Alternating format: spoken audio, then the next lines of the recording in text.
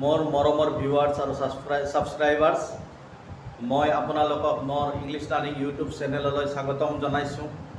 মই একেদিন ask question সম্পৰ্কে ভিডিঅ' আপলোড দি আছোঁ। সো আজিও আস্ক কুৱেশ্যন সম্পৰ্কে মোৰ ভিডিঅ'টোত আলোচনা কৰিম আৰু আস্ক কুৱেশ্যন সম্পৰ্কে আজি এইটো লাষ্ট ভিডিঅ' হ'ব। আজি চেপ্টাৰটো শেষ হৈ যাব। সো মই বৰ্ডত লিখিছোঁ আস্ক কুৱেশ্যন অৰ্থাৎ প্ৰশ্ন কিদৰে সোধা হয়। ইতিমধ্যে আমি বহুতকেইটা কুৱেশ্যন ৱৰ্ড WH কুৱেশ্যন ৱৰ্ডৰ ব্যৱহাৰ শিকিছোঁ। আস্ক কুৱেশ্যন কেনেকৈ কৰিব লাগে। সো আহি আমি লাষ্ট পৰ্যায়ত পাইছোঁ। অৰ্থাৎ আগৰ ভিডিঅ'টোত হাও ব্যৱহাৰ কৰি আমি কুৱেশ্যন কৰিছিলোঁ। অৰ্থাৎ হাও ব্যৱহাৰ কৰি কিদৰে আস্ক কুৱেশ্যন কৰা হয়। হাওৰ বিভিন্ন অৰ্থ আছে, যেনেকৈ কোনো অৱস্থা জানিবলৈ হাও ব্যৱহাৰ কৰি কি কৰা হয়, কুৱেশ্যন কৰা হয়। আৰু নাইবা কোনো এটা কামৰ ধৰণ জানিবলৈ কি কৰা হয়, হাও ব্যৱহাৰ কৰি কুৱেশ্যন কৰা হয়। যেনেকৈ ধৰক মই ইয়াতে যদি এটা এক্সাম্পল লিখোঁ যে কি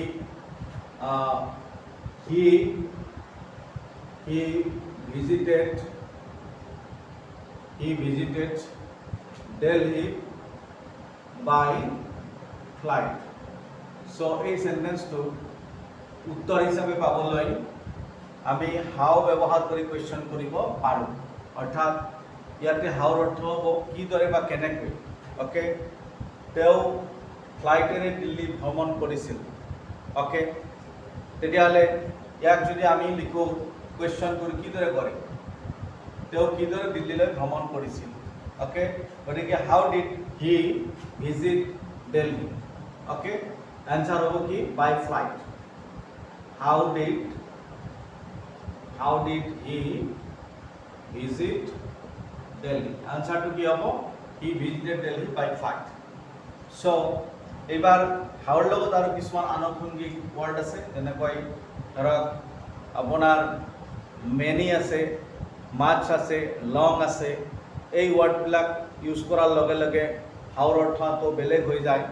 যেনেকৈ হাউ মেনি কুৱেশ্যন ৱৰ্ড, এই দুটা লগ লাগি আমি এনেকুৱা কুৱেশ্যন কৰিব পাৰোঁ য'ত কোনো সংখ্যাক উত্তৰ হিচাপে পাব লাগে। অৰ্থাৎ কোনো সংখ্যাক যিটো আমাৰ কাউণ্টেবল প্লুৰেল নাউন হয়, কাউণ্টেবল প্লুৰেল নাউনক আনচাৰ হিচাপে পাবলৈ হাউ মেনি ব্যৱহাৰ কৰি কুৱেশ্যন কৰা হয়।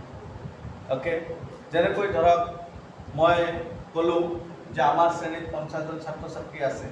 চ' এইটো এটা statement. There are 50 students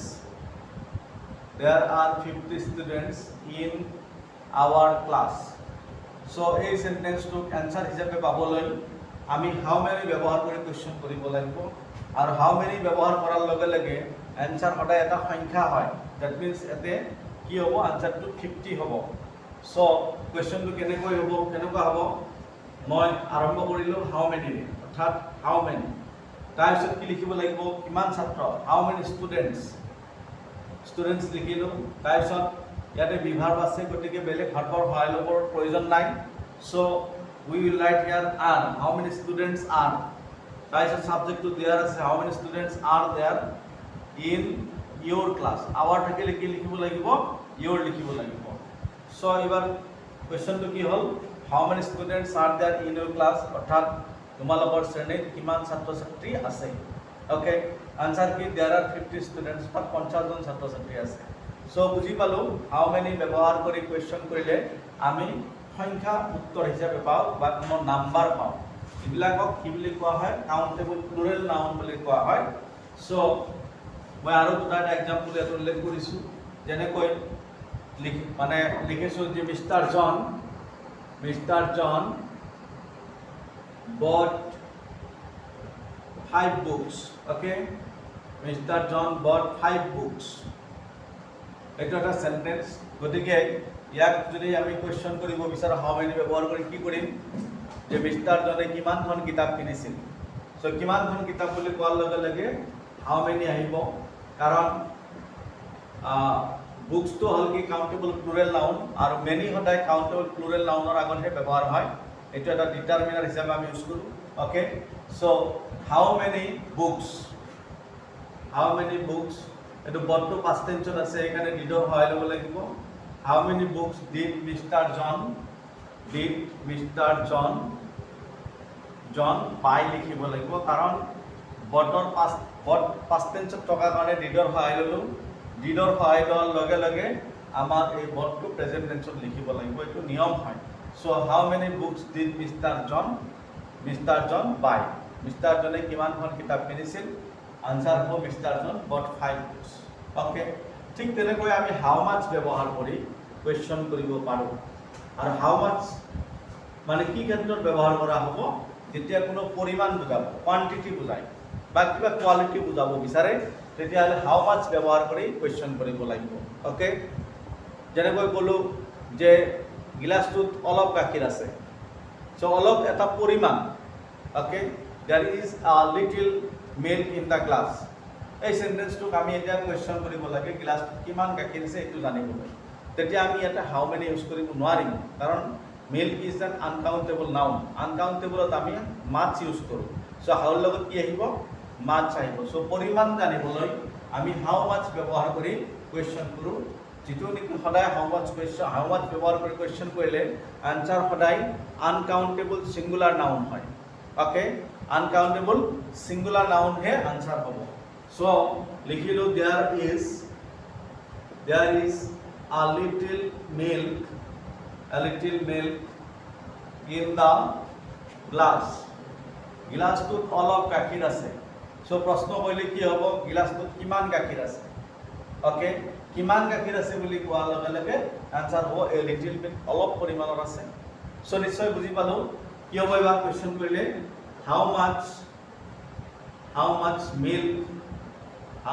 milk তাৰপিছত is আছে গতিকে লিখিলো is there in the glass okay how much milk is there in the glass অৰ্থাৎ গিলাসটোত কিমান পৰিমাণৰ গাখীৰ আছে answer there is a little milk in the glass okay আকৌ কিমান পৰ অৰ্থাৎ সময়ৰ দৈৰ্ঘ্য বুজিবলৈ বা বুজাবলৈ আমি how long ব্যৱহাৰ কৰি কোৱেশ্চন কৰিব পাৰো ওকে সো how long ব্যৱহাৰ কৰি কেতিয়া আমি কোৱেশ্চন কৰিম কোনো এটা সময়ৰ দৈৰ্ঘ্যটা মানে জানিবলৈ যেনেকৈ my friend will stay in my house for 5 days okay কথাটো বলো যে my friend will stay in my house for 5 days so এইটো এটা সেন্টেন্স লিখিছো য'ত কি কোৱা হৈছে যে মোৰ বন্ধু মোৰ ঘৰত 5 দিন থাকিব সো এবাৰ কিয়েৰে কোৱেশ্চন কৰিম যে তোমাৰ বন্ধু তোমাৰ ঘৰত মানে কিমান সময় থাকিব বা কিমান দিন থাকিব আসলতে how many days আমি লিখিব পাৰো অৰ্থাৎ আমি এইটো দুই ধৰণে কোৱেশ্চন কৰিব পাৰো এটা how many days will your friend stay in your house নাইবা how long এটা দীৰ্ঘ সময়ৰ ক্ষেত্ৰত আমি how long ইউজ কৰিব পাৰো অৰ্থাৎ how long will your friend stay in your house okay এনেকৈ লিখিব পাৰো গতিকে ইয়াতে যেহেতু 5 days এটা মানে নিৰ্দিষ্ট সময় বুজাইছে আৰু কাউন্টেবল প্লুৰেল গতিকে আমি ইয়াতে how many ব্যৱহাৰ কৰাই বেছি ভাল হ'ব so it will be কি how many days okay how many days will your friend stay in your house so question mark below so how many days will your friend stay in your house so eto question to ask question to teneke koribo lage kintu jodi dhorok moi olop somoyar karone I want to meet you for a little while মই আপোনাক অলপ সময়ৰ কাৰণে লগ কৰিব বিচাৰো তেতিয়ালে কিমান সময়ৰ কাৰণে for how long do you want to meet me okay অলপ সময়ৰ কাৰণে ধৰক এনেকা মানে কোৱেশ্চন এটা কৰা হল যে অলপ সময়ৰ কাৰণে তেওঁ ইয়াত থাকিব he will stay here for a little while he will stay here for a little while তেওঁ ইয়াত অলপ সময়ৰ কাৰণে থাকিব সো ইয়াক আমি how long ব্যৱহাৰ কৰি কোৱেশ্চন কৰিব পাৰো কি হ'ব How long will he stay here for? How long will he stay here for? Okay, here for. Last time আমি কি preposition for to লিখিব লাগিব কাৰণ তেওঁ ইয়াত কিমান সময়ৰ বাবে থাকিব। So how long will he stay here for? তেওঁ ইয়াত কিমান সময় বা কিমান পৰ থাকিব। আচ্ছা, এতিয়া আমি ask question or গোটেই কিটা question wordৰে আমি lesson 2 বা chapter 2 শিকিলো ask question অৰ্থাৎ যিমান কিটা WH question word আছে আটাই কিটা question WH question word use কৰি ask question কিদৰে কৰা হয় তাৰ বিষয় অৰ্থাৎ বহল ভিত্তিত আলোচনা মোৰ ভিডিঅ'বিলাকত দিয়া হৈছে।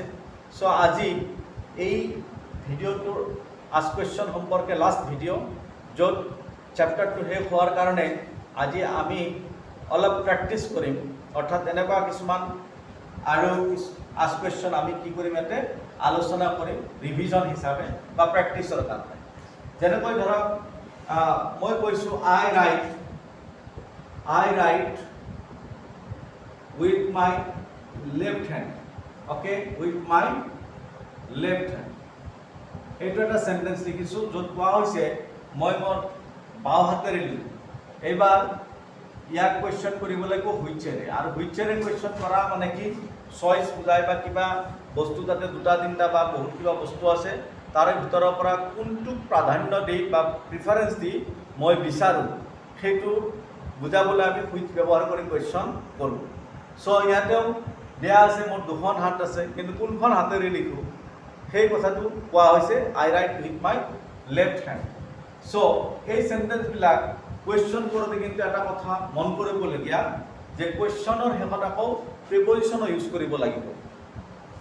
অৰ্থাৎ প্ৰশ্নটো হ'ব আপুনি কোনখন হাতেৰে লিখে কোনখন হাতেৰে ৰে শব্দটো বুজোৱাৰ কাৰণে আমি এই সেন্টেন্সবিলাকৰ লাষ্টত আকৌ প্ৰিপজিশন ইউজ কৰিব লাগে। So which hand do you write with? Okay, যদি উইথটো নিলিখো তেতিয়াহ'লে কিন্তু সেন্টেন্সটো কারেক্ট নহ'ব অৰ্থাৎ আমাৰ কুৱেশ্যনটো কারেক্ট নহ'ব। সো কি হ'ব হুইচ হ্যান্ড। সো এইবিলাক কিছুমান স্পেচিয়েল কথা আমি আস্ক কুৱেশ্যন কৰা সময়ত মনত ৰাখিব লাগিব যে লাষ্টৰ ফালেও আমাৰ প্ৰিপজিশন লিখিব লগা হ'ব পাৰে আৰু যদি নিলিখো তেতিয়াহ'লে কিন্তু সেইটো আস্ক কুৱেশ্যন বা শুদ্ধ কুৱেশ্যন নহ'ব। So which hand do you write with অৰ্থাৎ ৰাইটত যদি আমি শেষ কৰি দিওঁ তেতিয়াহ'লে কোনখন হাতে লিখে কিন্তু আচলতে নহয় কোনখন হাত লিখে নহয় কোনখন হাতেৰে লিখে।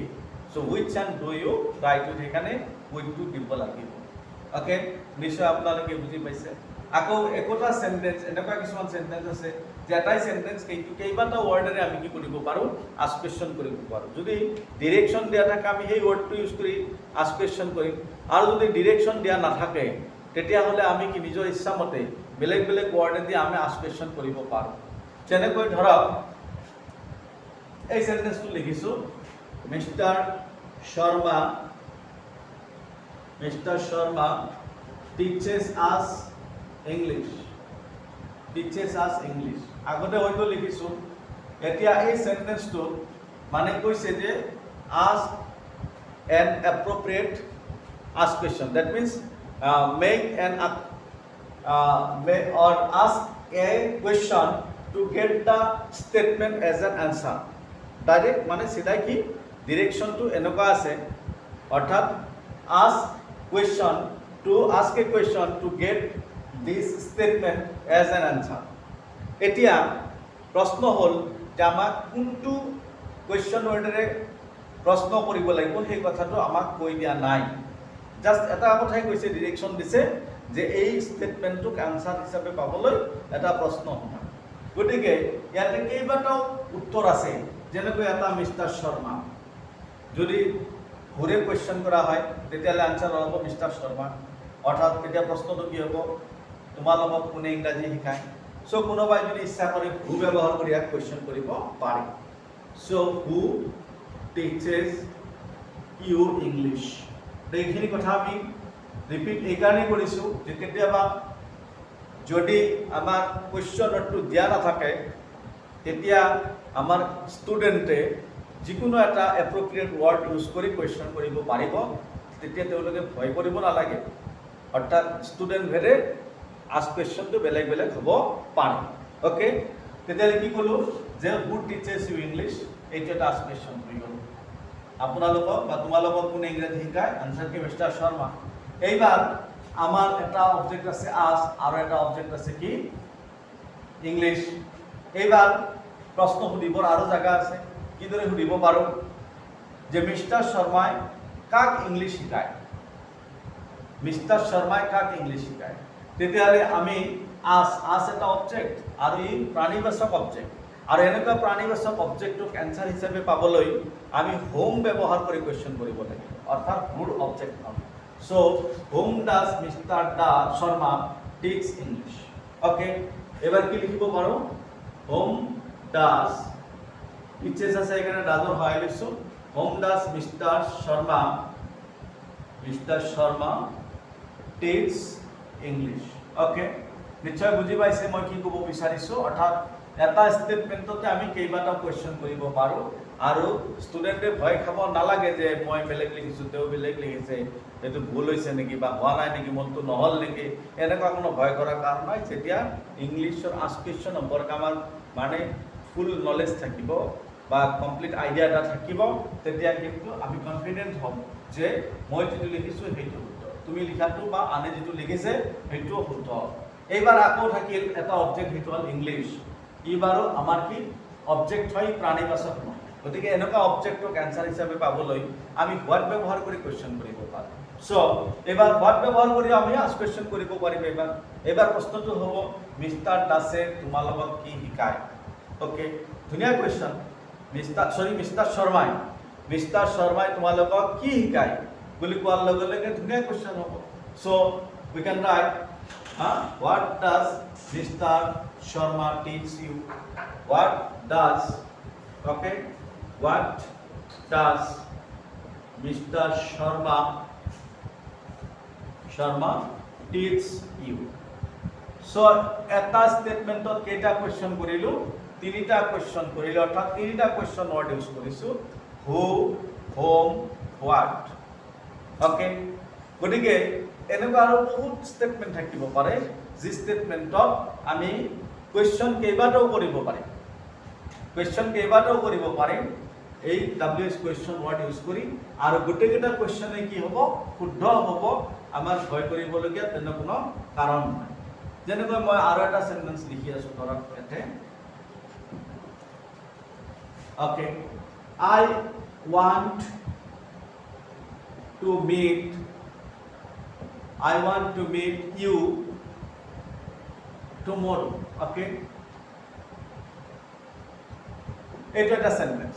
সো ইয়াতে যদি কোৱা হয় যে ask an appropriate question to get the statement as an answer, কিন্তু কুৱেশ্যন ৱৰ্ডটো আমাক দিয়া নাই। তেতিয়াহ'লে ইয়াতো আমি কেইবাটাও কুৱেশ্যন কৰিব পাৰিম। এক নম্বৰ কথাটো হ'ল যে ইয়াতে অবজেক্ট আছে ইউ, অৰ্থাৎ মই অহাকালি তোমাক লগ পাব বিচাৰোঁ। চ' কুৱেশ্যনটো হ'ব পাৰে যে তুমি অহাকালি কাক লগ পাব বিচৰা বা লগ কৰিব বিচৰা। চ' তেতিয়া আমি কি কৰিম? হুৰ যিটো অবজেক্ট ফৰ্ম, হোম ব্যৱহাৰ কৰি কুৱেশ্যন কৰিম। আৰু এটা কথা মন কৰিবলগীয়া, হোমৰ জেগাত আমি এতিয়া হু লিখিব পাৰোঁ, কাৰণ আধুনিক গ্ৰামাৰ, মডাৰ্ণ ইংলিছ গ্ৰামাৰত হোমৰ ইউজ খুব কমকৈ কৰা যায়, গতিকে সেইটো এটা বেলেগ কথা। So' whom do you want? Okay, whom do you want? Do কিহৰ কাৰণে ল'লোঁ বুজি পাইছে? কাৰণ এইকেইদিন একেটা কথাই মই কৈ আছোঁ, এইটো ৱান্টটো প্ৰেজেণ্ট টেন্সত আছে, সেইকাৰণে ডু হয় ল'বলগীয়া হৈছে, অক্সিলাৰী নাই। So' whom do you want to meet tomorrow? Okay, অৰ্থাৎ মই সুধিলে যে আপুনি অহাকালি কাক লগ কৰিব বিচাৰিছে বা তুমি অহাকালি কাক লগ কৰিবা। So' this is a very right question, or this is a correct question. এইটো whom do you want to meet tomorrow, correct question. কিন্তু এইবাৰ যদি কোনোবাই আস্ক কুৱেশ্যনটো এনেকৈ কৰে, হুৱেন লয় সন্মুখত, হুৱেন মানে সময়, কাৰণ এইটো সময়ো আছে, সময়ক জানিবলৈ আমি কি হুৱেন ব্যৱহাৰ কৰি কুৱেশ্যন কৰোঁ। গতিকে তুমি, so' I want to meet you tomorrow, তুমি মোক কেতিয়া লগ পাব বিচৰা? তেতিয়া আনচাৰটো কি হ'ব? টুমৰো হৈ যাব। So when ব্যবহাৰ কৰি আমি কি কৰিব পাৰিম ইয়াত ask question কৰিব পাৰিম so it will be কি when do you want to meet me এবাৰ you to কিন্তু me হ'ব কাৰণ যেহেতু I to you হৈ যায় গতিকে you to কি me হ'ব so when do you want to meet me answer কি definitely tomorrow so আমি নিশ্চয় বুজি পালো ask question সম্পৰ্কে কেইবাটাও ভিডিও আপলোড দিয়া হৈছে আৰু গোটেইকেইটা ভিডিঅ'ত ask question সম্পৰ্কে এলাবৰেটলি ডেছক্ৰাইব কৰা হৈছে বা ডিছকাছ কৰা হৈছে আৰু এই সম্পৰ্কে নিশ্চয় আপোনালোকৰ কোনো কনফিউজন থাকিব নালাগে তাৰপিছতো যদি কিবা থাকিব পাৰে মোক আপোনালোকে কমেণ্ট কৰি জনাব পাৰিব গতিকে আজিৰ কাৰণে ask questionৰ চেপ্টাৰটো আজিৰ কাৰণে নহয় অৰ্থাৎ ask questionৰ যিটো আমি চেপ্টাৰ আৰম্ভ কৰিছিলোঁ সেই চেপ্টাৰটো আজি ইয়াতেই শেষ কৰিলোঁ আৰু ask question সম্পৰ্কে আমাৰ ভিডিঅ' আপলোড নহয় যদি কাৰোবাৰ কিবা কমেণ্ট থাকে তেতিয়াহ'লে সেইটো আনচাৰ দিয়াৰ কাৰণে চেষ্টা কৰিম নেক্সট ভিডিঅ'ত চ' আজিৰ কাৰণে এইখিনি আপোনালোকক পুনৰবাৰ মই মোৰ চেনেলটো ছাবস্ক্ৰাইব কৰাৰ কাৰণে চাই থকাৰ কাৰণে পুনৰবাৰ আপোনালোকক ধন্যবাদ জ্ঞাপন কৰি মই আজি ইয়াতে সামৰণি মাৰিছোঁ ধন্যবাদ